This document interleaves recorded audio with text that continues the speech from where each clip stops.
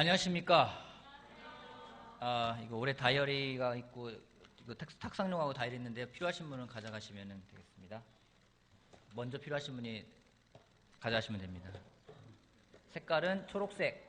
초록색입니다. 그냥 주연치 말고 오늘 문제 낸다면 맞춘 사람이 가져가는 걸로 할까요?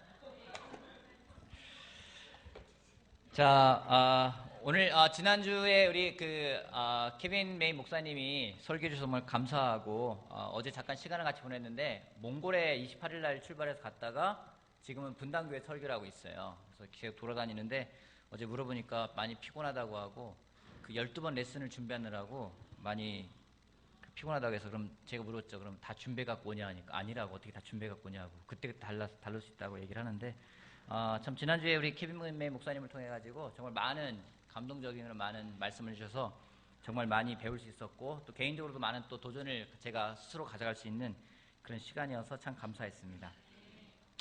올해 주제가 뭐죠?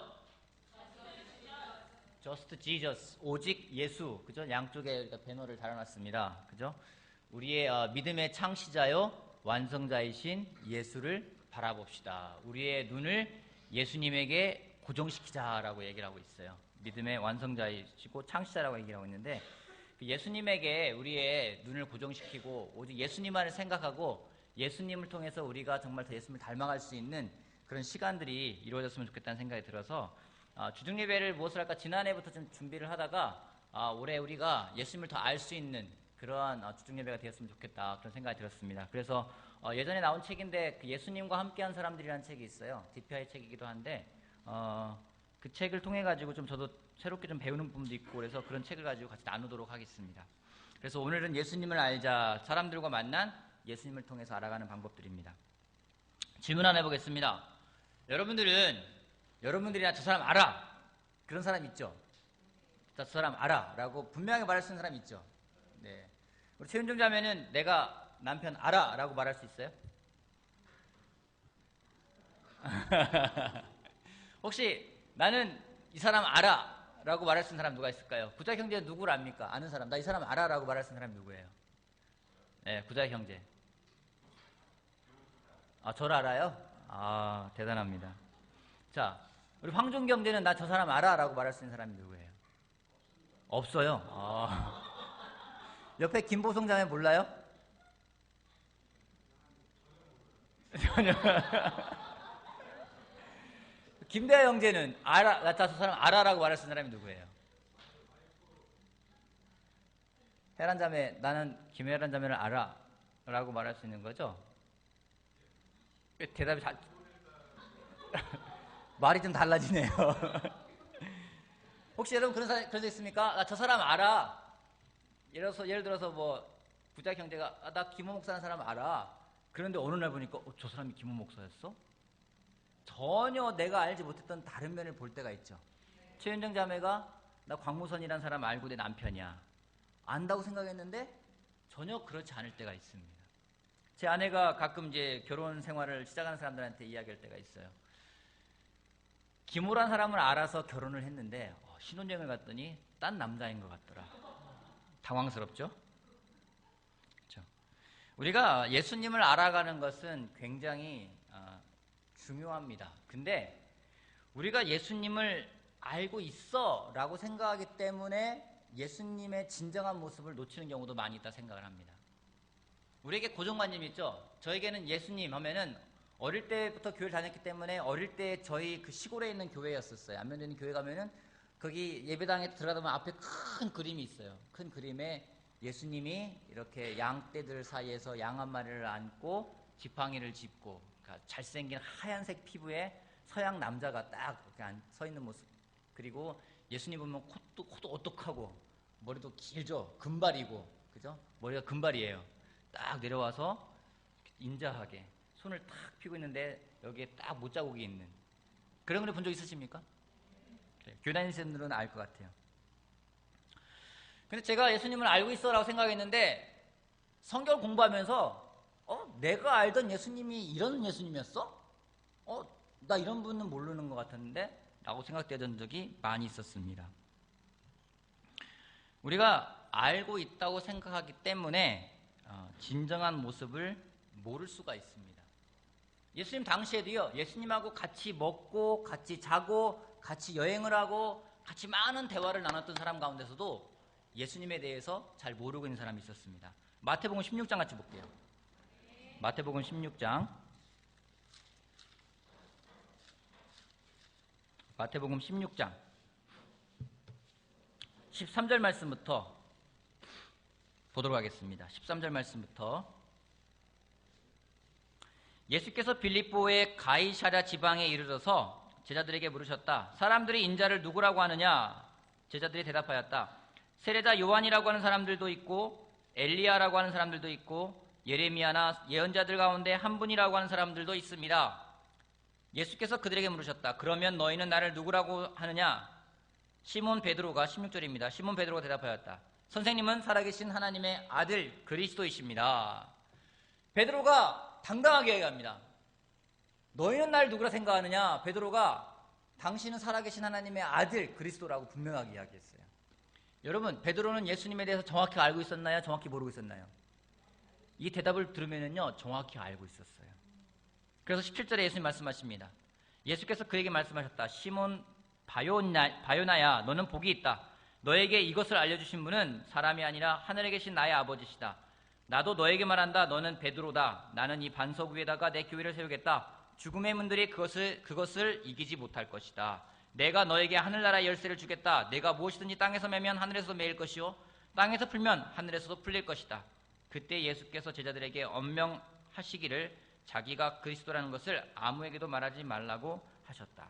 예수님이 베드로가 말하니까 기특했어요. 어떻게 잘 알았는지.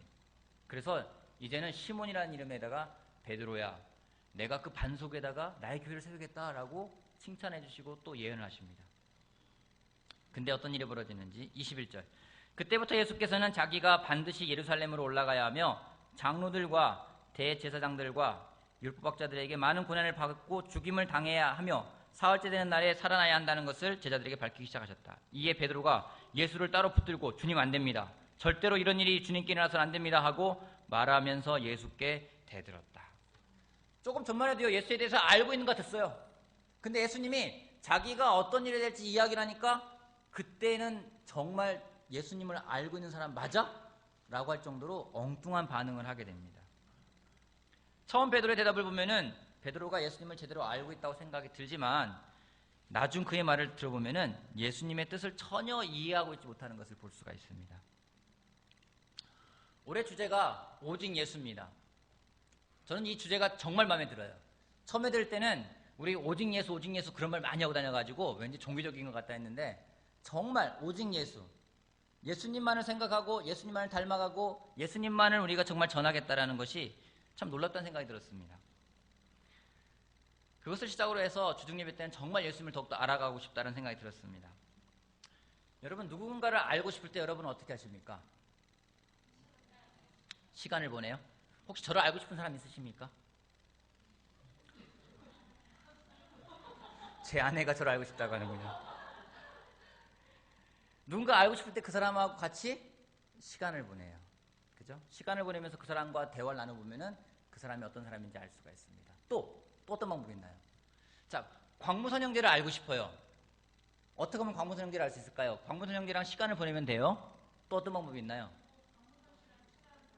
광무선 형제랑 친한 사람을 하고 물어봐요. 그 사람은 어떤 사람이냐? 또 어떤 방법이 있나요?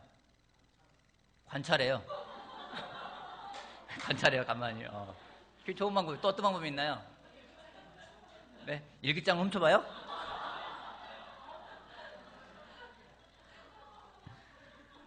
누군가를 알아가는 방법 중에 가장 좋은 방법은 그 사람과 같이 대화를 나누는 겁니다. 시간을 보내는 겁니다. 또 그 사람이 어떤 사람인지 알고 싶을 또 다른 방법은 그 사람 주변에 있는 사람들을 통해 알 수가 있어요. 또 그 사람이 다른 사람과 어떤 시간을 보내는지를 보면 알 수가 있어요. 그런 적 있지 않습니까? 나랑은 이렇게 대화를 나누는데 저 사람은 저렇게 대화를 나누더라. 여러분, 전 장난기가 좀 때로는 많이 있을 때가 있어요. 그래서 좀 때로는 친한 형제한테 막 장난을 막 칠 때가 있어요. 주변에 있는 사람들은 그걸 보면서 어떻게 목사님이 저렇게 할 수 있을까라고 이야기할 때가 있습니다. 예수님과 함께한 사람들, 그 책을 보면은 이제 31개의 부류가 나옵니다. 근데 요즘에 제가 같이 또 공부하고 있는 사람도 좀 처음에 나오고 있는데 오늘은 세례 요한이라는 사람과 예수님과의 관계를 통해서 예수님의 어떤 분인지, 그분이 어떤 마음을 가지고 있고 어떤 성품을 가지고 있는지 같이 배워보도록 하겠습니다. 마태복음 3장 말씀 보겠습니다. 마태복음 3장 13절부터 15절까지 여러분이 한 절, 제가 한 절 이렇게 교독하겠습니다. 마태복음 3장 13절부터 15절까지 13절 말씀 먼저 읽어주실래요? 시작.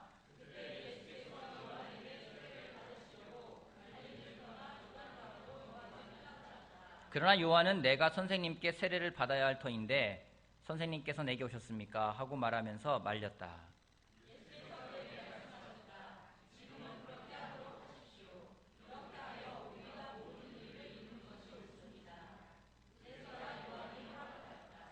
여러분 세례 요한에 대해서 알고 있습니까? 세례 요한과 예수님은 참 많이 다릅니다. 무척 많이 달라요. 일단 출생부터 다릅니다. 여러분 세례 요한의 아버지는 누구였죠? 엄마가 엘리사벳이고요. 예, 아버지는 사가랴입니다. 자, 세례 요한의 아버지의 직업이 뭐였습니까? 제사장이었어요. 그래서 세례 요한은요 집안이 출중했어요. 엘리트였어요. 그러기에 그가 헤로드 왕이라든가 누구를 만나서 이야기를 나누거나 그가 정말 누구랑 이야기를 하더라도 그가 하는 거에 대해서 쉽게 시비를 걸지 못했어요. 근데 예수님은 집안이 아버지가 뭐였죠? 직업이? 목수의 아들이었습니다. 출생부터 달라요. 또 설교 장소 달라요. 세례 요한의 설교 장소는 어디였습니까? 어디였죠? 세례 요한의 설교 장소 광야였어요. 광야에서 외쳤어요. 그죠? 근데 예수님은 되게 많은 군중들하고 같이 교류를 하셨습니다. 삶도 달라요. 세례 요한은 자기 자신을 정말로 절제하고 정말 포도주도 입에 대지도 않고 석청과 꿀을 먹고 낙타 털옷을 입고 허리띠를 동이고 굉장히 자기의 삶을 어떻게 보면 약간 보면 스파르타식으로 좀 자기 자신을 이렇게 몰고 가는 것 같은 느낌을 줄 때가 있습니다. 근데 예수님은 어땠죠? 예수님 죄인들하고 어울리고 파티 장소는 꼭 나타나셨어요. 가나안 혼인잔치에 가건 그러니까 사람들이 너는 먹고 마시기를 즐겨하는 자다라고 이야기할 정도로 예수님은 파티를 즐기는 그런 삶을 살았습니다. 굉장히 출생부터 시작해서 모든 게 다릅니다. 근데 두 사람의 공통점이 있었어요. 공통점은 뭐냐면은 겸손하다는 겁니다. 세례 요한은 제사장 가문의 출신으로 명성을 가지고 있었습니다. 사람들이 관심 있게 봤겠죠. 세례 요한은 얼마나 또 뛰어났습니까? 사람들이 엘리야다 이렇게 부를 정도로 굉장히 놀라운 일을 하고 있었습니다. 하지만 그는 자신에게 사람들의 초점이 맞춰지는 것을 항상 경계했습니다. 스스로가 자기가 어떠한 정체성을 가져가는지를 그는 분명하게 알고 있었습니다. 그가 말하기를 나는 그분의 신발을 들고 다닐 자격조차도 없다라고 말하면서 자신이 어떠한 위치에 있는지 계속해서 사람들에게 알렸습니다. 그냥 말로만 그러지 마 하는 게 아니라 그는 삶을 통해서 행동으로 겸손을 표현하는 진정한 겸손한 사람이었습니다. 예수님 어떠셨나요? 세례 요한이 예수님에게 세례를 받아도 전혀 이상이 없어요. 근데 예수님은 세례 요한이 주는 세례를 그냥 받으셨습니다. 상상해보세요. 여러분 세례 요한에게 세례 받으려고 있는 사람들이 한두 명 있을까요? 많았겠죠? 사람들이 줄을 섰어요. 그죠? 그 가운데 서 있는 예수님. 상상해본 적 있으십니까? 세례 요한 세례 주려고 서고 있는데요. 딱 줄 서 있어요. 여러분 때로는 이렇게 줄 서 있는데 여러분을 갖다가 이렇게 앞으로 오라고 하면 기분 좋아요, 나빠요? 빨리 들어가고 싶은데 여러분들만 이렇게 딱 불러내면 좋잖아요. 그죠?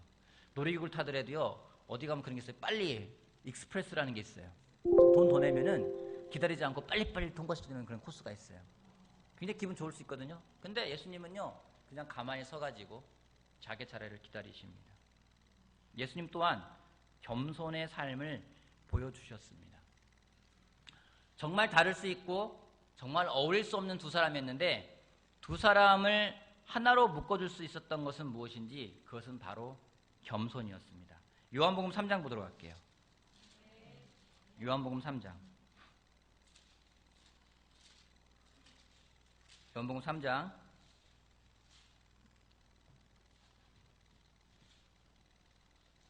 23절부터 25절부터 보겠습니다. 25절부터 26절까지 같이 한번 읽어볼까요? 요한복음 3장 25절 26절 같이 읽읍시다. 시작. 요한의 제자들과 어떤 유대 사람 사이에 쟁걸예법을 두고 논쟁이 벌어졌다. 요한의 제자들이 요한에게 와서 말하였다.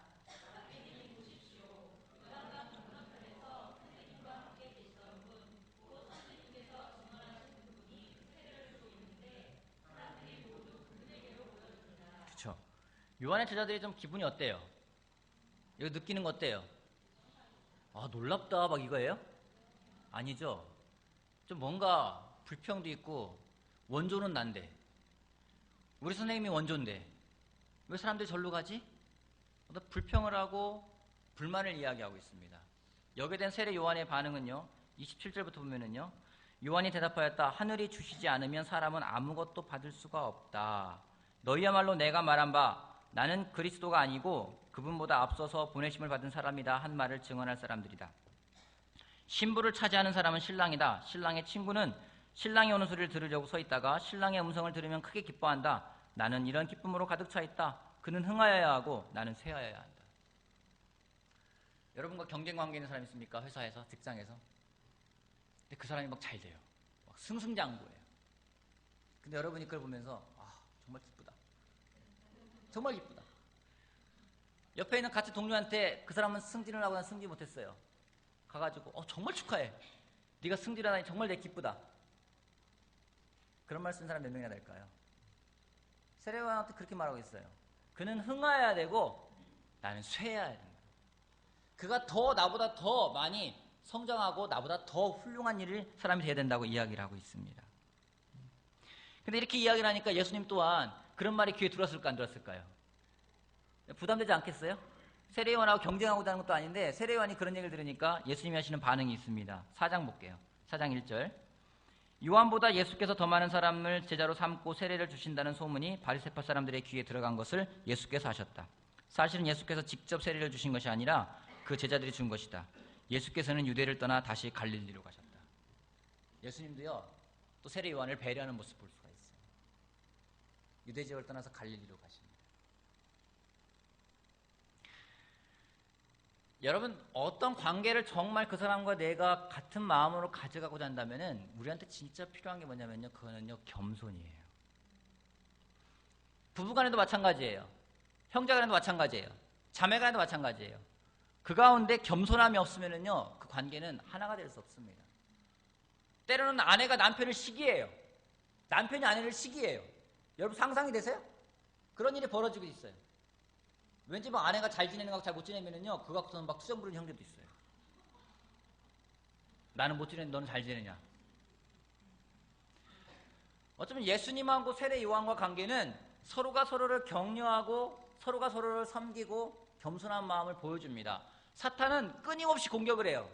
이런 관계를 가만 놔둘 사탄이 아닙니다. 사탄은 어떻게든 관계를 깨려고 합니다. 그러면서 하는 말이 뭐냐면 계속해서 관계에 대해 그 사람에 대해서 의심을 심어줘요. 요한은 예수님에 대해서 의심한 적이 있었나요, 없었나요? 의심한 적이 있었어요. 궁금했었어요. 마태복음 11장 같이 보겠습니다. 마태복음 11장. 마태복음 11장.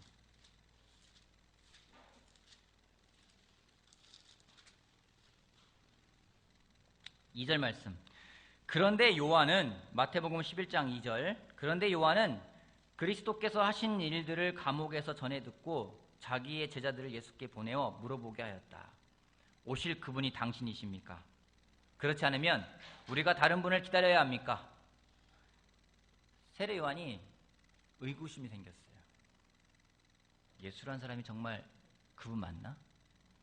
그 전까지만 해도 그랬잖아요. 저분은 흥해야 되고 나는 쇠해야 된다. 그 놀라운 분이다라고 했는데 세례 요한 마음속에 의구심이 드는 거예요. 물어봤어요. 4절 예수께서 그들에게 대답하셨다. 가서 너희가 듣고 본 것을 요한에게 알려라. 눈먼 사람이 보고 다리 저는 사람이 걸으며 나병 환자가 깨끗하게 되며 듣지 못하는 사람이 들으며 죽은 사람이 살아나며 가난한 사람이 복음을 듣는다. 나에게 걸려 넘어지지 않는 사람은 복이 있다. 여러분 예수님이라면 세례 요한이 여러분에게 이런 제자 보내서 질문하면 여러분 기분 어떨 것 같아요? 어떠세요? 정말 여러분과 같은 친구라 생각했는데 어느 날 와가지고서는 여러분에 대해서 의구심을 갖는 거예요. 기분이 어떨 것 같아요? 정말 여러분이 어떤 억울한 누명을 쓰고 있다 생각합시다. 뭐 누구를 얘기할까요? 자, 딱 집어서 오늘 누구를 얘기할까요? 박동호 형제를 딱 생각합시다. 동호 형제가 어떤 억울함에 빠져 있어요. 하지 않았는데 막 사람들이 막 했다고 막 몰아붙이고 있어요. 근데 옆에서 박혜민 자매가 딱 이야기합니다. 최혜미 자매가 이야기. 올해는 성을 안 바꿔야 되는데 최혜미 자매가 이야기를 해요. 나는 자기 믿어. 자기는 절대 그럴 사람이 아니야. 동호 형제 어떨까요? 기분이. 역시. 뭐라고요? 그걸로 끝이에요? 아, 그쵸. 그걸로 끝이에요. 다 의심해도 난 너만 믿으면 돼, 이거잖아요. 그죠? 그래서 막 계속 그랬는데 주변에서 최미 자매를 주변에 있는 자매들이 가만둬두질 않는 거예요. 계속해서 막 얘기를 하니까 어느 날 최미 자매가 가가지고 자기야 혹시 정말 자기 안 했어? 라고 의구심을 갖는 거예요. 그럼 박동희 제 무슨 생각 들까요? 그걸로 끝이에요?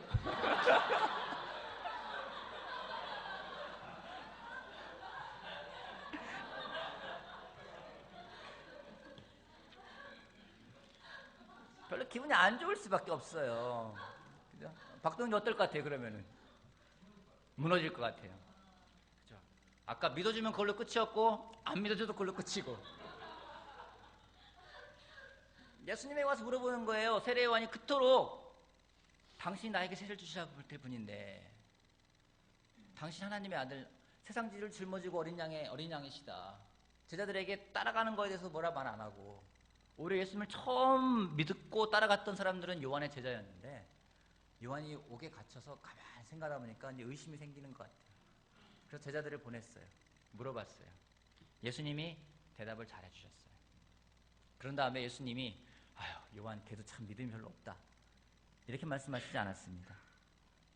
11절 말씀 같이 한번 볼까요? 11절 말씀 같이 읽어봅시다. 11절 11장 11절 시작.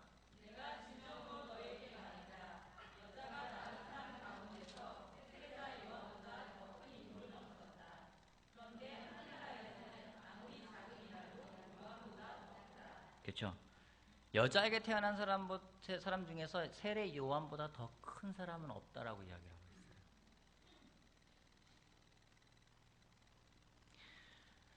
사람들을 하나로 묶지 못하는 것, 가정이 하나가 되지 못하는 것, 바이블톡이 하나가 되지 못하는 것은 다름 아닌 우리들의 교만입니다. 제 질문 하나 다시 한번 해볼게요. 나는 교만한 사람이야 라고 생각하는 사람 한번 손들어 보십시오. 많이 드시네요. 여러분들은 겸손한 사람입니다. 안 드신 분들은 좀 찔려야 돼요. 교만한 사람은 교만한다고 하면은요 굉장히 기분 나빠해요. 그렇지 않아요? 여러분 누군가한테 여러분에게 너 참 교만하다 이렇게 말하면 기분 좋은 사람은요 교만한 사람이 아니에요. 누가 와서 너 왜 교만하니? 라고 할 때 기분 나쁘면은요 교만한 거예요. 교만하지 않다라고 이야기하지만 또 때로는 나 교만해 라고 말하지만 당장 그 사람한테서 정말 너 그래 잘 손들었어 너 교만해 그래 말하면 기분 나쁠 거예요. 근데 우리는요 너무나 이 교만이라는 거를 좋아해요. 그렇게 안 보이지만은 나의 생각 중요해요. 내 생각에 받아들이느냐 내 생각에 받아들이지 않느냐를 가지고 우리는 많은 것들을 느끼게 됩니다. 나의 위치 굉장히 중요해요. 내가 어떤 위치를 받느냐 내가 어떤 대접을 받느냐 나의 평판 중요합니다. 나를 따르는 사람들 누가 내 주변에 있는지가 또 중요해요. 나의 계획 무척 중요하죠. 나의 꿈 그 어느 것도 뺏어가면 안 돼요. 심지어 누군가와 하나가 되는 방법도 나의 방법이 중요해요. 나의 생각과 나의 방법으로 모든 것들이 이루어져야지만이 만족할 때가 있습니다. 우리는 이걸 참 중요하게 생각을 해요. 세상도 요즘에는 이런 것들 더 중요하게 강조하고 있습니다. 너를 더 보호하라고, 너를 더 사랑하라고. 어쩌면 세상이 점점점 자기 애에 빠지게 만들고 있어요. 사탄은 이런 것들을 가지고 공격을 합니다. 여러분 정말로 남편과 아내가 하나가 되지 못한다면요 그 가운데는요 분명 교만함이라는 것이 있습니다. 하나님이 창조한 원리가 있는데 그 원리가 이루어지지 않고 있다면 그 가운데는 교만함이 있는 겁니다. 이 말씀을 준비하면서 참 올해 1월 1일 날 했던 큐티가 떠올랐어요. 새해 첫날 싱글 형제자매들과 같이 뭐 좋은 커피숍에 가자 해가지고 커피숍에 가서 큐티를 하는데, 분명 제가 보고 있는 건 마태복음을 봤는데요, 마태복음 보는데 자꾸만 마음속에서 막 울리는 메시지가 하나 있었어요. 저는 개인적으로 하나님이 저한테 주셨던 메시지라 생각이 듭니다. 올해 저의 모토가 되기도 합니다. 빌립보서 같이 보겠습니다. 빌립보서 2장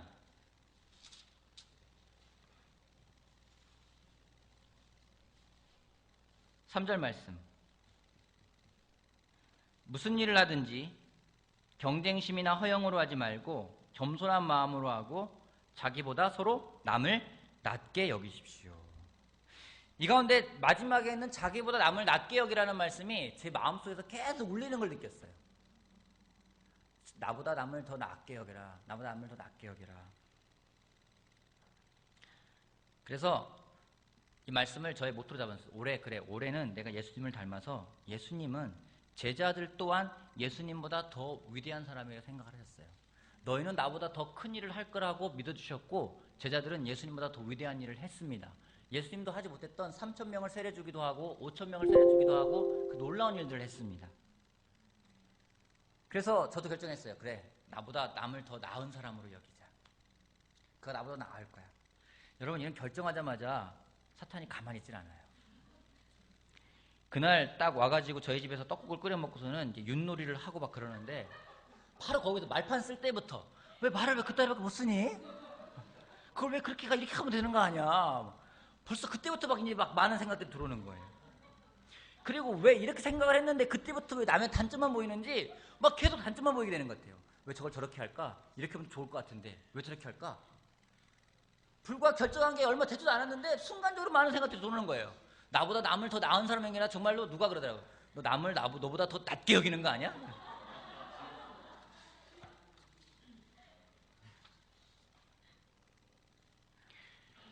더 나은 사람을 여기기 위해서 더 들어야 되는데 듣지 못하게 만들더라고요. 자꾸 기분 나쁘게만 들리게 만들고, 정말 더 나은 아이디어가 아니라 왜 저런 아이디어만 내놓지라고 생각할 정도로 계속해서 공격하는 걸 깨졌습니다. 방법이 뭘까요?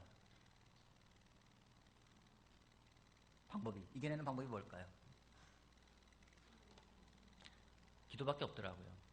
기도하고, 제가 지난 연말부터 시작해서 감사노트 쓴다고 하지 않았습니까? 그래도 쓰고 있습니다. 때로는 100개 쓰기도 하고요. 쓰지 못하는 날은 기도하기도 있고요. 100개 쓰는데 어느 날은 정말 100개 쓰는데 우리 안에 1시간 걸렸다는데 정말 쥐어짜도 80개 이상 안 넘어가가지고 1시간 반 걸린 적도 있고요. 계속해서 쓰고 있어요. 좀씩 효과를 보고 있어요. 감사하는 마음이 좀 더 생기게 되는 것 같습니다. 좀 자연스럽게 생기게 될 때도 있고, 때로는 그래서 아침에 뭐 30개, 점심에 30개, 저녁에 40개 쓰기도 해요. 근데 정말 그거밖에 없더라고요. 기도하고 나를 더 낮추고 나를 더 낮추지 않으면은 하나님은 저를 더 낮은 곳으로 내려보내는 걸 경험하고 있습니다.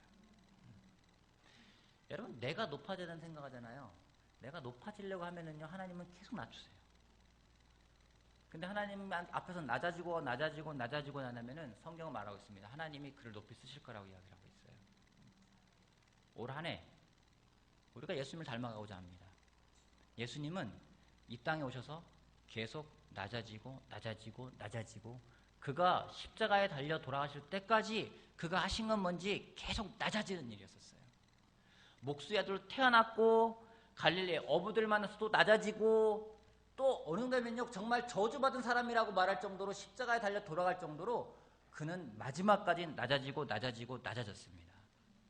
세례 요한을 통해서 우리가 배울 수 있는 것이 있습니다. 세례 요한과 예수님과의 관계를 통해서 우리가 볼 수 있는 예수님은 누군지, 세상에서 그 누구보다 가장 겸손한 예수님이었습니다.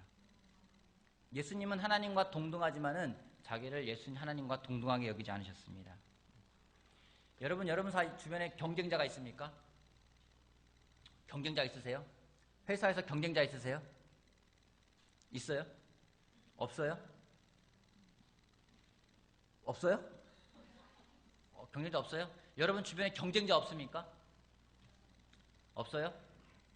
놀랍군요. 없군요. 여러분 싱글 때는 뭐 그런 경쟁하지 않았어요? 한 형제를 두고선 자매들끼리 경쟁하고 한 자매를 두고 형제들끼리 막 경쟁하기도 하고. 여러분 그런 뭐 경험들이 없으십니까? 아, 그런 거 없으시군요. 여기 경쟁이라는 건 언제 할까요? 경쟁. 이기고 싶을 때. 또 언제 할 경쟁이라는 건 상대가 나하고 비슷하고 만만할 때 하는 거예요. 여기 보면 경쟁심이나 허영으로 하지 말라고 하고 있어요. 예수님이 세례 요한과 경쟁했나요? 누가 더 많이 세례주나, 누가 더 많이 더 제자를 삼나 경쟁하지 않으셨어요. 경쟁이 아니라 오히려 더 예수님은 겸손하게 낮아지는 것을 경험하셨습니다. 우리가 오늘 모임을 마치고 같이 모였을 때 한번 알아봤으면 좋겠습니다. 나를 교만하게 만드는 게 과연 무엇인지, 어떤 게 나를 교만하게 만들고 있는지. 오늘 나를 교만하게 만들고 있는 것이 있어요. 그게 나의 생각이 될 수도 있고요, 나의 방법이 될 수도 있고요, 아니면 내가 잘났다 생각하는 마음일 수도 있고요. 그 무엇이든지 간에 나를 교만하게 만드는 것이 있어요. 한번 여러분 생각해 보십시오. 또한 내가 그것을 어떻게 이겨낼 것인지 한번 결정하는 시간이 되길 바라겠습니다. 그리고 나누십시오. 그리고 같이 기도를 부탁하세요. 그래서 정말 그걸 이겨내서 예수님을 닮아서 겸손한 삶을 살아가는 우리 모두가 되길 바라겠습니다. 개인적으로 부탁드립니다. 저를 위해서 기도해 주십시오. 제가 더 겸손해질 수 있게끔. 또한 기도해 주십시오. 제가 더 정말 매일매일 100개 쓰겠다고 한 거 끝까지 쓸 수 있게끔 여러분 기도해 주십시오. 100일이 아니라 정말로 제가 올해 연말까지 한번 해보고 싶어요. 좀 가면 좀 더 쉬워지겠죠. 아마 오늘은 쓸 게 금방금방 할 수 있을 것 같아요. 감사한 일이 많았어요. 여러분 기도해 주십시오. 그리고 서로를 위해 기도해 주십시오. 서로가 더 예수님을 닮아갈 수 있게끔. 올해 다른 게 아니라 정말로 오직 예수인데 예수님만을 바라보고 나갈 수 있는 그런 하나를 만들기 위해서 서로 겸손하게 낮아질 수 있는 우리 모두가 되길 바라겠습니다. 정말 나를 교만하게 만들겠다면 그것을 처부수고 예수님 앞에서 복종하며 겸손하게 살아가는 예수님을 닮아가는 우리 모두가 되길 바라겠습니다. 마치겠습니다.